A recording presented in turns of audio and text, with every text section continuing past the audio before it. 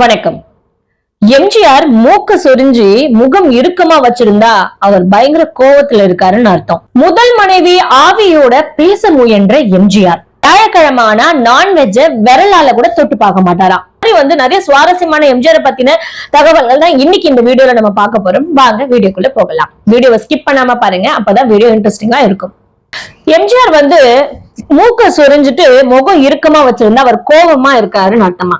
அதே மாதிரி ஒரு தடவை ஷூட்டிங் ஸ்பாட்ல இருக்கும்போது மூக்க சொரிஞ்சிட்டு முகத்தை இறுக்கமா வச்சுக்கிட்டு எதையோ ஒரு இடத்த உத்து பார்த்துட்டே இருந்திருக்காரு. அங்க ஒரு மரம் இருந்திருக்கு. அந்த மரம் அங்க இருக்கிறது ஒருவேளை எம்ஜிஆருக்கு பிடிக்கலையோ அப்படின்னு சொல்லி அவங்க நினைச்சுக்கிட்டாங்களாம். அங்க சுத்தி இருந்தவங்களாம் இவர் ரொம்ப நேரமா அந்த இடத்தையே பார்த்துட்டு இருக்காரு, ஒருவேளை அந்த மரம் அங்க இருக்கிறது அவருக்கு பிடிக்கலையோ அப்படின்னு சொல்லி எல்லாரும் நினைச்சுக்கிட்டாங்களாம். மறுநாள் ஷூட்டிங்க்கு அதே ஷூட்டிங் ஸ்பாட்க்கு எம்ஜிஆர் வராராம். அப்ப வரும்போது பாத்தீங்கன்னா அந்த இடத்துல அந்த மரம் இல்லையா. சோ இத சிவகுமார் அவர்கள் பார்த்து கேட்டிருக்காங்க, எங்க அங்க இருந்த மரம் காணோம், அங்க இருந்தது யார் வெட்டினது அப்படின்னு சொல்லி கேட்டிருக்காங்க. அப்போ அங்க இருந்து அவங்க எல்லாருமே சொல்லியிருக்காங்க, தலைவர் நேத்து மூக்க சுடிஞ்சிட்டு முகத்தை இறுக்கமா வச்சுட்டு அந்த மரத்தையே உத்து பார்த்தாரு, ஒருவேளை அவருக்கு அந்த மரம் இருக்கிறது அங்க பிடிக்கலையோ என்னமோ சொல்லி அந்த மரத்தை நைட்டோட நைட்டா நாங்க வெட்டி சாச்சிட்டோம் அப்படின்னு சொன்னாங்களாம். அவர்கள் வாய் திறந்து ஒரு விஷயத்த சொல்றதை விட அவருடைய ரியாக்ஷனை வச்சே மத்தவங்க அவருக்காக சேவை செய்யறவங்க தான் அப்போ அந்த காலகட்டத்துல அவரை சுத்தி இருந்தவங்க எல்லாருமே. சோ எம்ஜிஆர்னா எந்த அளவுக்கு ஒரு மரியாதையுடையவர் அப்படின்றத சிவகுமார் அவர்கள் ஒரு புத்தகத்துல பதிவிட்டிருக்காரு. காங்கிரஸ் ஒரே 1% வீழ்த்தி திமுக ஃபர்ஸ்ட் டைம் ஆட்சிக்கு வந்தப்போ, அதாவது அண்ணா தலைமையில திமுக ஆட்சிக்கு வந்தப்போ உடனே மாலை மரியாதைகள் எல்லாமே செய்யறதுக்கு அண்ணாவை தேடி நிறைய பேர் ஓடி வந்திருக்காங்க. ஆனா அண்ணா என்ன சொல்லியிருக்காரு, இந்த மாலை மரியாதைக்குரியவர் நான் இல்லவே இல்ல.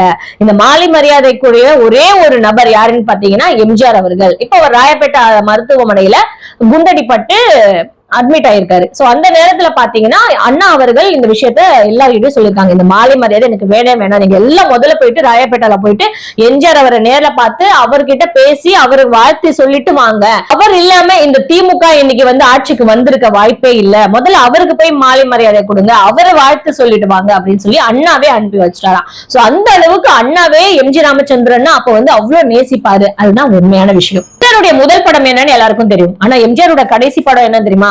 மதுரை மீட்ட சுந்தர பாண்டியன். இதுதான் எம்ஜிஆருடைய கடைசி படம். அதே மாதிரி 3 தடவை தொடர்ந்து முதலமைச்சர் பதவியை வகிச்சவர் யாருன்னு பாத்தீங்கன்னா நம்ம எம்ஜிஆர் அவர்கள் தான். இந்த பெருமை அவருக்கு மட்டும்தான் சாரும். அதுக்கப்புறம் இது வரைக்கும் யாருமே 3 தடவை தொடர்ந்து சிஎம்மா இருந்ததே இல்லையா, சரித்திரமே கிடையாதான். ஆன்மஜோதி படத்தோட ஷூட்டிங் எம்ஜிஆர் அவர்கள் பாத்தீங்கன்னா மேக்கப் ரூம்ல இருக்காரு.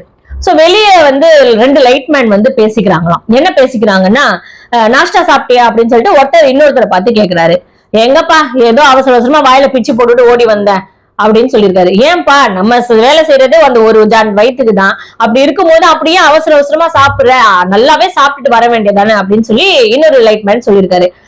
அட நீ வேறப்பா, இங்கே டைம் ஆயிடுச்சுங்கன்னா வான்கோழி பிரியாணியா போட்டாங்க, உட்காந்து ருசிச்சு ரசிச்சு சாப்பிடுறதுக்கு இருக்கிற 2 இட்லியை பிச்சு வாயில போட்டு வந்தப்பா அப்படின்னு சொல்லி ரொம்ப சலிச்சுக்கிட்டு சொல்லியிருக்காரு. இத கேட்டுட்டு இருக்காரு எம்ஜிஆர் அவர்கள் ரூம்ல, மேக்கப் ரூம்ல உட்காந்துட்டு. உடனே பாத்தீங்கன்னா அன்னைக்கு மதியம் லஞ்சுக்கு உட்காடுறாங்க எல்லாருமே. பார்த்தா எல்லாருக்குமே வான்கோழி பிரியாணி பரிமாறப்படுதான். எல்லாருக்குமே ஷாக்கா. அந்த 2 பேருமே பயங்கர ஷாக். நீ என்கிட்ட தானே சொன்ன, எப்படி திடீர்னு வான்கோழி பிரியாணி போடுறாங்க அப்படின்னு சொல்லி பயங்கரமா ஷாக் ஆயிருக்காங்க. அப்போ பாத்தீங்கன்னா இந்த சாப்பாடு பரிமாறுவார் இல்லையா, சோ அந்த மேனேஜர் என்ன பண்ணிருக்காரு, எம்ஜிஆருக்கு சாப்பாடு எடுத்து போய் பிரியாணி கொடுக்கலான்னு போகும்போது, இன்னைக்கு வியாழக்கிழமை நான் நான்வெஜ் சாப்பிட மாட்டேன்னு எம்ஜிஆர் அவர்கள் சொல்லிட்டாரு. வியாழக்கிழமை எம்ஜிஆர் அவர்கள் நான்வெஜ் சாப்பிட மாட்டாராம். சொன்ன உடனே அந்த மேனேஜர் கேட்டிருக்காரு, ஐயா நீங்க சாப்பிடாத நாளா பார்த்து இன்னைக்கு எதுக்கு பிரியாணி போட சொன்னீங்க, நீங்க சாப்பிடுற நாளா பார்த்து சொல்லியிருந்தீங்கன்னா நாங்க எல்லாருக்கும் பிரியாணி போட்டுருப்போம்ல, ஏன் அப்படி பண்ணிட்டீங்க அப்படின்னு கேட்டிருக்காரு. அப்படிலாம் கிடையாது, இப்படி ஒரு சம்பவம் நடந்தது. ஒருவேளை அவனோட ஆசை இன்னைக்கு நிறைவேறாம போச்சுன்னா அந்த ஆசைக்கு அர்த்தமே இல்லாம போயிடும், அந்த சாப்பாட்டுக்கும் அர்த்தமே இல்லாம போயிடும். அதனாலதான் அவன் ஆசைப்பட்ட இன்னைக்கே அந்த விஷயத்த நிறைவேற்றியாச்சு, இப்ப அவனுக்கும் சந்தோஷம் எனக்கும் சந்தோஷம்னு சொல்லி ரொம்ப பெருமிதப்பட்டிருக்காரு எம்ஜிஆர் அவர்கள். இப்படி சிந்திக்கவும் செயல்படவும் மக்கள் திலகத்தால மட்டும்தான் முடியும். எம்ஜிஆருடைய முதல் மனைவி பேர் பார்கவி. ஆனா தங்கமணி தான் எல்லாருமே கூப்பிடுவாங்களாம். அப்ப 2ஆம் உலகப் போர் நடந்திருக்கு. எம்ஜிஆருக்கும் பார்கவி அவங்களுக்கும் திருமணமானதுக்கு அப்புறம் 2ஆம் உலகப் போர் தொடங்கி இருக்கு. சென்னை துறைமுகத்துல ஜப்பான் குண்டு போட்டிருக்கு. போட்ட உடனே பயங்கரமான அதிர்ச்சியா எல்லா மக்களும் ஊரை விட்டு கிளம்பிட்டாங்களா சொந்த கிராமங்களை தேடி. சோ அந்த மாதிரி நேரத்துல எம்ஜிஆர் அவர்கள் என்ன பண்ணிருக்காரு, தன்னோட மனைவி பார்கவிய அவங்களுடைய கிராமத்துக்கு அனுப்பி வைக்கிறாரு. நீ ஊருக்கே போய் பத்திரமா இருன்னு சொல்லி ரயில் ஏத்தி பார்கவிய ரொம்ப பத்திரமா ஊருக்கு அனுப்பி வச்சிருக்காரு. ஆனா வேதனையோட அனுப்பி வச்சிருக்காரு பார்கவிய. உன்னை பிரிஞ்சு என்னால எப்படி இருக்க முடியுமே தெரியல அப்படின்னு அந்த அளவுக்கு காதலாம் பார்கவி மேல. அவங்க வந்து பிரெயில் ஏத்தி அனுப்பி வச்சிட்டாரு. ஆனா அந்த போர் நடந்துட்டு இருக்கும் போது ஒரு சில காரணங்களால அவங்க உடல்நிலை பாதிக்கப்பட்டு அங்க இறந்துட்டாங்க. ஆனா இவரால சென்னையில இருந்து அந்த கிராமத்துக்கு போக முடியாத ஒரு சூழ்நிலை. ஏன்னா எந்த வாகனங்களும் செல்லாது. 2ஆம் உலக போர் நடந்துட்டு இருக்கு அந்த நேரத்துல. அப்படி இருக்கும்போது எம்ஜிஆர் வந்து தன்னோட மனைவியோட உடலை கூட பாக்குறதுக்கு அவரால் முடியல. அவர் வந்து ரொம்ப கதறி அழுதுருக்காரு. விஷயம் தெரிஞ்சவொடனே கதறி அழுதுருக்காரு, துடிச்சிருக்காரு. ஐயோ, அவ கடைசி ஆசை என்னன்னு தெரியல, அவ மனசுல என்ன நினைச்சிட்டு அவ செத்து போனான்னு தெரியல. அவகிட்ட நான் பேசியிருந்தா அவன் கிட்ட கடைசி ஆசையை சொல்லியிருப்பாளே, அவன் மனசுல நான் வரல, நான் பாக்கலன்னு நினைச்சே அவன் வந்து ஏங்கி செத்து போயிருப்பாளோ அப்படின்னு சொல்லி இவருக்குள்ள ரொம்ப சோகம். ஒரு கட்டத்துக்கு மேல மனசோர்வு தாங்க முடியாம அவர் என்ன பண்றாரு, சூசைட் பண்ணிக்கவும் ட்ரை பண்ணிருக்காரு. இது அவங்க பெரிய அண்ணன் பார்த்துட்டு தான் அவரை வந்து தடுத்து நிறுத்தி காப்பாத்திருக்காரு. சோ அந்த விஷயத்துல இருந்து கொஞ்சம் கொஞ்சமா எம்ஜிஆர் அவர்கள் மீண்டு வந்தாரு. மீண்டு வந்ததுக்கு அப்புறம் பாத்தீங்கன்னா நடிகையும் பாடகியுமான ஜீவரத்னம்ன்றவங்க என்ன பண்ணிருக்காங்க, எம்ஜிஆர் கூட சேர்ந்து ஒரு படத்துல நடிச்சிருக்காங்க. என்ன படம்னு பாத்தீங்கன்னா சிரிக்கும் சிலை அப்படின்னு சொல்லி ஒரு படத்துல நடிச்சிருக்காங்க. சோ அப்போ வந்து இந்த இறந்து போனவங்களுடைய ஆவிகள் கிட்ட வந்து இந்த ஜீவரத்னம்ன்ற நடிகை பேசுவாங்க அப்படின்ற ஒரு செய்தி வந்து எம்ஜிஆர் காதுல பட்டிருக்கு. சோ இதை பட்டோட எம்ஜிஆருக்கு ஒரு ஆசை, தன்னுடைய மனைவி இறந்து போன மனைவியை இவங்க அழைச்சு பேசினா நம்ம அதை தெரிஞ்சுக்கலாம் இல்லையா அப்படின்னு சொல்லி ரொம்ப ஆசைப்பட்டிருக்காரு எம்ஜிஆர் அவர்கள். உடனே ஜீவரத்னம் அவங்க கிட்ட கொஞ்சம் நல்லாவே பழகி பேசுவாங்க இல்லையா, ஒரே படத்துல சேர்ந்து நடிக்கிறாங்க இல்லையா. சோ அந்த நேரத்துல ஜீவரத்னம் அவர்கள் கிட்ட போயிட்டு இந்த மாதிரி என்னோட மனைவி கடைசி ஆசை என்ன நான் தெரிஞ்சுக்கணும், அவ என்ன நினைச்சா மனசுல எனக்கு தெரிஞ்சுக்கணும், அவளோட ஆவியை கூப்பிட்டு நீங்க பேசுங்க அப்படின்னு சொல்லி ரொம்ப கதறி அழுதுருக்காரு. உடனே ஜீவரத்னம் அவர்களும் வந்து அந்த செட்டப் எல்லாம் பண்ணிட்டு அவங்க உட்காந்து கண்ணை மூடிட்டு அவங்க ஆவி கிட்ட பேசுறதுக்கு ட்ரை பண்ணிருக்காங்க. மறுபடியும் ஜீவரத்னம்ன்ற ஆவியை வந்து கூப்பிட்டு ட்ரை பண்றாங்க. ஆனா எம்ஜிஆரோட மனைவியான ஜீவரத்னம்ன்ற ஆவி வராம ஏதோ ஒரு ஆண் ஆவி, ஜீவரத்னம்ன்ற பேர் கொண்ட ஒரு ஆண் ஆவிதான் வந்திருக்கு. சோ இது எவ்வளவோ ட்ரை பண்ணியும் எம்ஜிஆரோட மனைவி ஆவி வந்து வரவே இல்லையா, ஜீவரத்னம்ன்ற ஒரு ஆண் ஆவிதான் வந்திருக்கான். சோ இது தெரிஞ்சு எம்ஜிஆர் வந்து ரொம்ப மனசோர்வுல இருந்ததாகவும், இதுக்கப்புறம் வந்து எப்பவுமே நடக்காது, இதுக்கப்புறம் இந்த விஷயம் எப்பவுமே நடக்காது அப்படின்னு சொல்லி ரொம்பவே மனசோர்வோட கிளம்பி போயிட்டு இருக்காரு. ஆனா பல தடவை அதை முயற்சித்து செஞ்சிருக்காங்க. ஆனா அந்த விஷயம் கடைசி வரைக்கும் நடக்கவே இல்லையா. எம்ஜிஆர் அவர்கள் முதல்ல கட்சி ஆரம்பிச்சப்போ எம்ஜிஆர் அவர்கள் கஷ்டத்துல இருக்காரு, ரொம்ப கடன் பட்டாரு. கட்சி ஆரம்பிச்சதுனால அவர் நிறைய கடன் பட்டிருக்காரு அப்படின்னு சொல்ற செய்தி வந்து பத்திரிகைகள் மூலியமா நிறையவே பரவி இருக்கு அந்த காலகட்டத்துல. இந்த செய்தி வந்து நிறைய பேர் கேட்டு வருத்தப்பட்டிருக்காங்க. இன்னும் எம்ஜிஆர் அவருக்கு கடனா, பெரிய ஒரு மனிதருக்கு கடனா அப்படின்னு சொல்லி ரொம்பவே வருத்தப்பட்டிருக்காங்க. ஆனா அவர் மேல இருக்கிற ஒரு பாசத்துல ரொம்ப ஒரு வயதான ஒரு மூதாட்டி வந்து அந்த கூட்டத்துல எம்ஜிஆர் அவர்களை பாக்குறதுக்கு கூட்டம் வரும் இல்லையா டெய்லி அவர் வீட்டு தோட்டத்துக்கு, அப்படி வந்து ஒரு மூதாட்டி வந்து ரொம்ப நேரமா நின்னுட்டே இருக்காங்களா. எம்ஜிஆர் அவர்கள் வந்து மிஸ் பண்ணவே மாட்டாராம், யார் அப்படின்றத கவனமா பார்த்துட்டு கூப்பிட்டு பேசிடுவாராம், ஒருத்தரையும் மிஸ் பண்ண மாட்டாராம். சோ அப்படி ஒரு வயசான ஒரு பாட்டி நிக்கிறாங்களே அப்படின்னு சொல்லி, யார் அந்த பாட்டி என்ன கேளுங்க அப்படின்னு சொல்லி அந்த பாட்டியை கூப்பிட்டு இருக்காரு கிட்ட. நான் ஐயா கிட்ட பேசணும்னு சொல்லியிருக்காங்க. உடனே அந்த பாட்டியை கிட்ட கூப்பிட்டு இருக்காரு. சொல்லுங்க உங்களுக்கு என்ன வேணும் அப்படின்னு சொல்லி கேட்டிருக்காரு. இல்ல நான் தான் உங்களுக்காக ஒண்ணு கொண்டு வந்திருக்கேன், என்னம்மா அப்படின்னு சொல்லி அவர் கேட்டிருக்காரு. இந்த மாதிரி பேப்பர்ல படிச்சேயா, இந்த மாதிரி சொன்னாங்க எல்லாரும், நீங்க ரொம்ப கடன் பட்டிருக்கீங்களா, கட்சி ஆரம்பிச்சதுல நிறைய கடனாளி ஆயிட்டீங்களா, நீங்க கஷ்டத்துல இருக்கீங்கன்னு சொன்னாங்க. என் மனசே கேட்கல, நான் வந்து சேர்த்து வச்சிருக்கேன், ரொம்ப வருஷமா சேர்த்து வச்ச ஒரு தொகையை வந்து உங்களுக்காக நான் எடுத்து வந்திருக்கேன், இது நீங்க வேணான்னு சொல்லாம வாங்கிக்கணும் அப்படின்னு சொல்லி அழுதுகிட்டே அந்த தொகையை கொடுத்துருக்காங்க. ஏதோ அவங்க கூலி வேலை, ஏதோ சின்ன கடையை வச்சு நடத்திருப்பாங்க, கூலி வியாபாரம் செஞ்சிருப்பாங்க, அதுல என்ன மிஞ்சி போன என்ன காசு வந்திருக்கும், அதை சேர்த்து வச்சிருக்காங்க. அவங்களுடைய வசதிக்கு ஏத்த மாதிரி அவங்க சேர்த்து வச்சிருந்திருக்காங்க. அந்த காசை எடுத்துட்டு வந்து கொடுக்கணும்ன்ற ஒரு மனசு எண்ணம் வந்தது பாருங்க, அது எம்ஜிஆர் வந்து கண் கலங்க வச்சுச்சான். ரொம்பவே கண் கலங்கி அந்த பாட்டியை கட்டி அணைச்சு புடிச்சுக்கிட்டு, ஐயோ எனக்கு நீங்க சொல்ற இந்த வார்த்தையே எனக்கு வந்து கோடி ரூபாய்க்கு சமம், இன்னைக்கு இந்த காசு எல்லாம் வேணாம், நீங்க பத்திரமா வச்சுக்கோங்க, நான் சமாளிச்சுப்பேன், நான் எப்படி வந்துருவேன், அதெல்லாம் ஒண்ணுக்கு இல்ல, நான் நல்லா தான் இருக்கேன், பாருங்க நான் கார் வச்சிருக்கேன், எல்லாமே இருக்கேன் கிட்ட, ஒன்னும் பயப்படாதீங்க, நான் நல்லா இருப்பேன், நல்லா வருவேன்னு சொல்லி சமாதானம், இவருக்கு சமாதானம் சொல்ல வந்த பாட்டிக்கு இவர் சமாதானம் சொல்லி அனுப்பி வச்சிருக்காரு. இங்கிலாந்து இளவரசர் சார்லஸ் அப்போ அவர் வந்து சென்னைக்கு வந்திருக்காரு. எப்போன்னு பாத்தீங்கன்னா நம்ம எம்ஜிஆர் அவர்கள் சிஎம்ஆ இருந்தப்போ அவரை வந்து கோட்டையில போயிட்டு சந்திச்சிருக்காரு. சந்திச்சு 2 பேரும் பேசியிருக்காங்க. சேர்ந்து நிறைய விஷயங்களை பேசியிருக்காங்க. சார்லஸ் அவர்கள் சிரிச்சு எம்ஜிஆர் கிட்ட வந்து பேசியிருக்காரு. எம்ஜிஆர் அவர்களும் ரசிச்சு சார்லஸ் அவர்கள் கிட்ட பேசியிருக்காரு.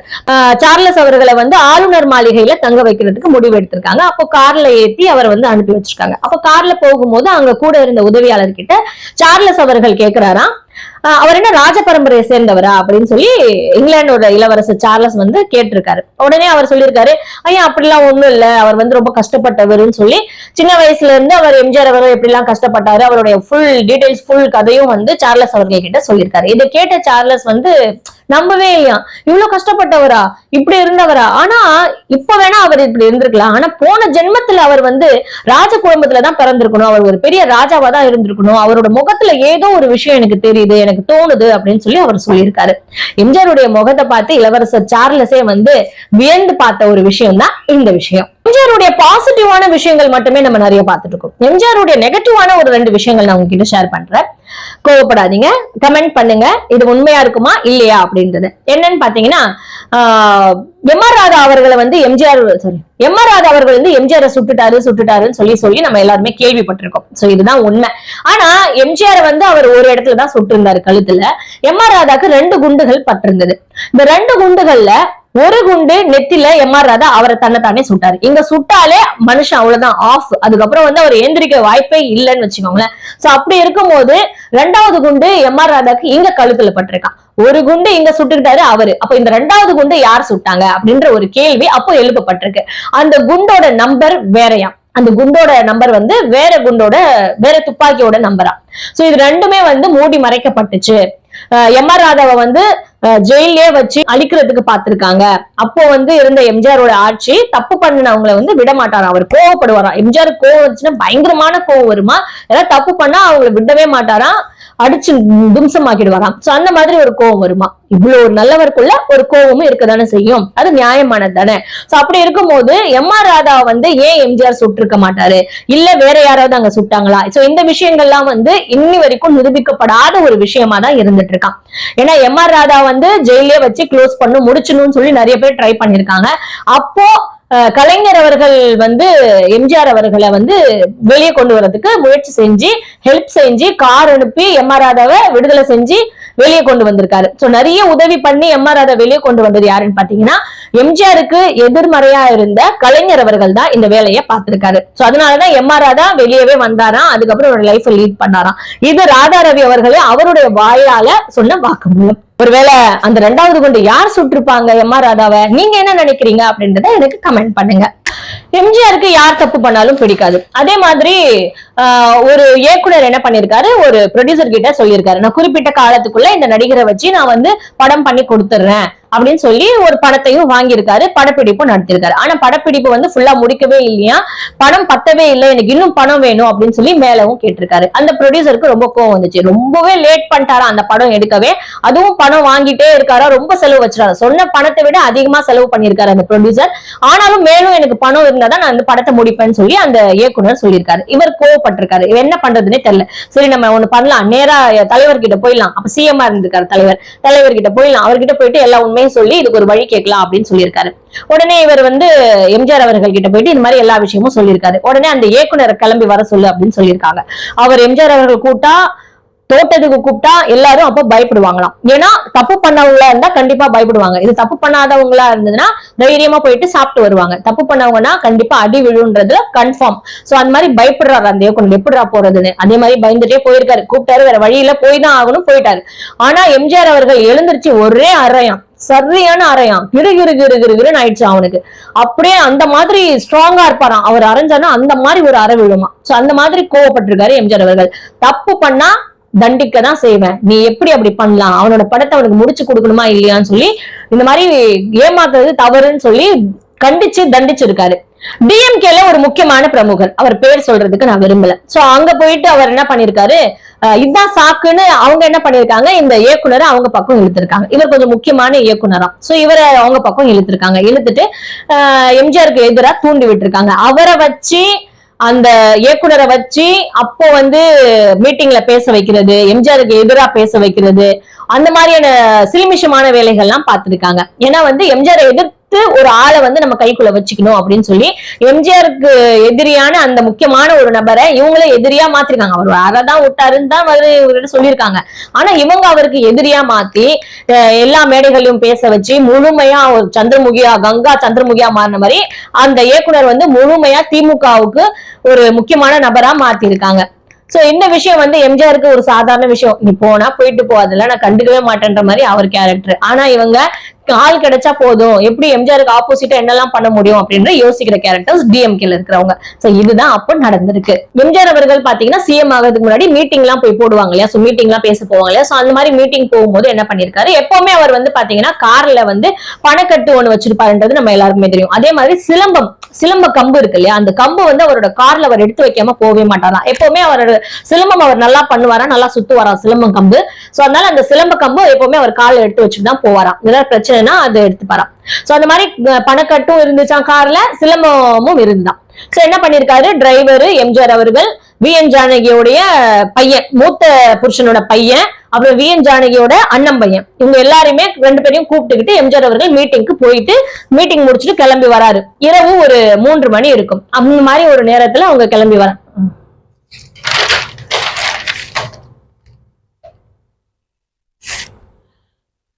இரவு ஒரு என்ன சொல்றது, ஒரு 1 மணி இருக்கும். அவங்க கிளம்பி வந்து ரிட்டர்ன் வந்துட்டு இருக்காங்க கார்ல. விழுப்புரம் கிட்ட வரும்போது திடீர்னு பாத்தீங்கன்னா ஒரு 3 கொள்ளையர்கள் வந்து காரை வழிமறைக்கிறாங்க. காரை வழிமறைச்சோன்னா டிரைவர் வந்து நிறுத்திருக்காரு காரை.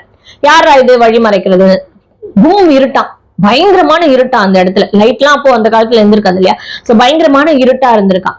அப்போ என்ன பண்ணிருக்காங்க, அவங்க கிட்ட டார்ச் லைட் எல்லாம் எதுவும் கிடையாதான். என்ன பண்ணிருக்காங்க, இவர் கார்ல இருந்து இறங்கும் போதே சிலம்ப கம்பு கையில எடுத்துக்கிட்டு எம்ஜிஆர் அவர்கள் போயிட்டு முன்னாடி நின்று இருக்காங்க. யாரா இவன் கம்பு வச்சுட்டு நிக்கிறான்ற மாதிரி, இது யாரா இது பாக்கலாம்னு சொல்லிட்டு தீப்பெட்டியை கொளுத்தி இப்படி வெளிச்சத்துல பாத்துருக்காங்க. பார்த்தா தலைவரான். பார்த்தோன்னே அப்பதான் அவனுங்க வந்து ஏதோ சினிமா எம்ஜிஆரோட படத்தை தான் பாத்துட்டு வந்திருக்காங்க. தீப்பெட்டியை கொளுத்தி பார்த்தோன்னே, ஏய் வாத்தியார் மாதிரி இருக்கேடா, வாத்தியார்டா அப்படின்னு சொல்லிட்டு அந்த தீப்பெட்டியை கீழே போட்டுட்டு எம்ஜிஆர் அவர்கள் காலில் விழுந்து, ஐயா என்ன மன்னிச்சிருங்க, இப்பதான் உங்க படத்தையும் நாங்க பாத்துட்டு வரோம், ஐயா எங்களை மன்னிச்சிருங்க, உங்க காருன்னு தெரியாம நாங்க தப்பு பண்ணிட்டோம், எங்களை மன்னிச்சிருங்கன்னு சொல்லி கதறி அழுதுருக்காங்க. எம்ஜிஆர் அவர்கள் வந்து ஆளுக்கு ஒரு அறை விட்டுருக்காரு. படால் அரைஞ்சிருக்காரு. 3 பேரையும் நல்லா அரைஞ்சிட்டு, எதுக்காக அந்த மாதிரி வழிப்பறி பண்றீங்க, எப்படி நீங்க இப்படி பண்ணலாம், இதெல்லாம் ஒரு தவறான ஒரு செயலா தெரியும், அதுவும் என்னுடைய ரசிகன்னு சொல்றீங்க, என்னோட ரசிகனா இருந்துட்டு நீங்க எப்படி வழிப்பறி பண்ணலாமா, இது எனக்கு எவ்வளவு கேவலமான ஒரு விஷயம், எனக்கு எவ்வளவு கோவத்தை வர வைக்கிறது தெரியுமா சொன்னா, ஐயா இல்லைங்க ஐயா, எங்களுக்கு வந்து இந்த மாதிரி என்ன சொல்றதுனே தெரியலையா அவங்களுக்கு, ஐயா நாங்க பொழைக்கிறதுக்கு வேற வழியே இல்லையா, அதனால பொழைக்க தெரியலன்னா அதுக்காக எப்படி பண்ணுவீங்களா, உங்களுக்கு என்ன பண்ணணும்னு ஆசை அப்படின்னு சொல்லி அந்த திருடர்கள் கிட்ட, வழிப்பறை செஞ்ச அந்த திருடர்கள் கிட்ட இவர் வந்து பேசிட்டு இருக்காரு. உங்களுக்கு என்ன பண்ணணும் வாழ்க்கையில ஆசைன்னு கேட்டிருக்காரு. அவர் வந்து, ஐயா ஒரு தள்ளு வண்டி வைக்கிறதுக்கு கூட எங்களுக்கு வந்து காசு இல்லையா, அந்த மாதிரி ஒரு ரொம்ப கேவலமான ஒரு சூழல்ல இருக்கும், அதனாலதான் இப்படி ஒரு தப்பு பண்ணிட்டோம்னு அழுதுருக்காங்க. உடனே எம்ஜிஆர் அவர்கள் என்ன பண்ணிருக்காரு, வண்டியில அந்த கட்டுப்பையை எடுத்துட்டு வந்து, ஆளுக்கு 1000 ரூபாய் வச்சுக்கோங்க அப்படின்னு சொல்லி ஆளுக்கு 1000 ரூபாய் கையில கொடுத்துட்டு, ஆளுக்கு 1000 ரூபாய் 3 பேர் கையிலும் கொடுத்துட்டு, இதை வச்சு தள்ளுவண்டி வச்சு நீங்க வந்து பொழப்ப நடத்துங்க, இதே முதலும் கடைசியுமா இருக்கணும், இனிமே இந்த மாதிரி யாரோட வாழ்க்கையிலும் விளையாடக்கூடாது, இந்த மாதிரி தவறு நீங்க இனிமே செய்யவே கூடாது அப்படின்னு சொல்லி அவரு சொன்ன உடனே அவங்க 3 பேரும் காலில் விழுந்து அழுது, ஐயா நீங்க பெரிய தெய்வம் அப்படின்னு சொல்லி அழுதுட்டு அங்க இருந்து கிளம்பி போயிட்டாங்களாம். சோ இதுதான் எம்ஜிஆர் அவர்கள் அப்படின்றாங்க. அவன் வந்து ஒரு மோசமானவன் இருந்தாலும் இவரோட கோவத்தை முதல்ல காட்டிட்டு அதுக்கப்புறம் அதுல ஒரு நல்லது செய்வாரு பாத்தீங்களா, அது வேற யாராலுமே முடியாது, அவரால் மட்டும்தான் முடியுமா. தப்பு செஞ்சா அடிப்பாரு, ஆனா அரவணைக்கவும் செய்வாரு. அதே மாதிரி அதிகமா பேசப்பட்ட ஒரு விஷயம், எம்ஜிஆர் அவர்கள் எல்லாரையும் அடிப்பாரு, கொன்னுடுவாரு, கொன்னு அவரோட தோட்டத்துல புதைச்சுவாரு, அவரோட தோட்டத்துல தோண்டு பாத்தீங்கன்னா எலும்பா இருக்கும். இதெல்லாம் வந்து யார் கிளப்பினது பாத்தீங்கன்னா திமுகவினர் கிளப்பின ஒரு புரளி, வதந்தி அப்படின்னு சொல்லலாம். இவங்க வந்து இந்த மாதிரி விஷயத்த ஊரா மக்களா எல்லார்கிட்டயும் போயிட்டு பரப்பி இருக்காங்க.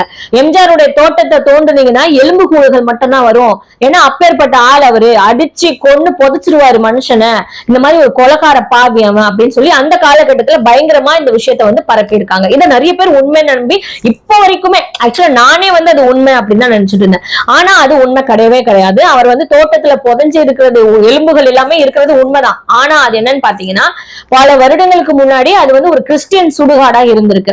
சோ அந்த இடத்தை தான் எம்ஜிஆர் அவர்கள் அப்ப வாங்கியிருக்காரு. அந்த ராமாவரம் தோட்டத்துல அது கிறிஸ்டியன் சுடுகாடா. சோ அதை வந்து எம்ஜிஆர் வாங்கியிருக்காரு.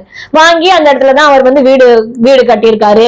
அப்புறம் வந்து தோட்ட வேலைகள் எல்லாமே, அந்த வீட்டுக்கு தேவையான காய்கறிகள் எல்லாமே அந்த தோட்டத்துல தான் விளையுமா.